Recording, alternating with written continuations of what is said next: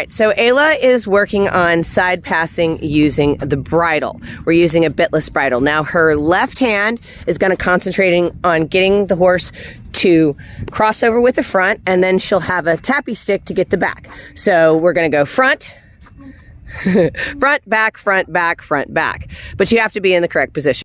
Alright, so we're going to use the back and forth method. So cross in the front, cross in the back. But you can't let him get too far in the front, so make sure that that front is moving away from you. So push and release. You got to give a little release though. So get across in the front. All right, let's try the other side. Remember, he's just learning this. He doesn't move his forehand really well, so we're concentrating on moving the forehand first. Now there you go. Now cross in the back. Cross in the front, cross in the back. So you got, there's a cross in the front, cross in the back, release. And you got a couple of steps, good. Good, now you've got the motion. You got the motion. And ask for cross in the front. Move his hindquarters just a little bit more. There you go, and release. Good, very good. Now he's getting the idea of what we want him to do in a side pass.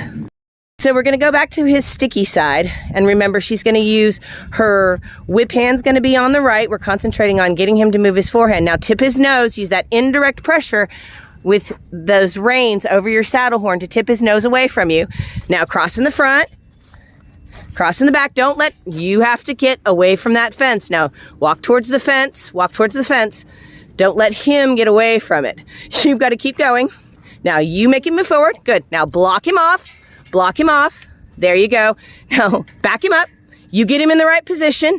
Now, once he's in the position, you have to go back to where you were. It's okay. Don't pet him. He didn't do anything good. Get him in position. Now let's go back to the hard side. This seems to be his more difficult side, so you've got to make him walk forward. Now block his front and put your arm up and make sure you get him even to the fence using your body. Very good. Now, it's okay. He's not understanding what you want him to do. Now, you have to get across and release at this point. Ready? Get across, now release. Good. Ask the back, release. Cross in the front, cross in the front.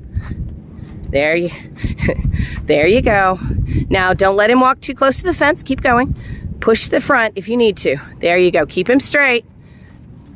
That was better. Don't let him get sideways. Move his forehand. Back him up and move his forehand. There you go. That was a good cross. There was a good cross.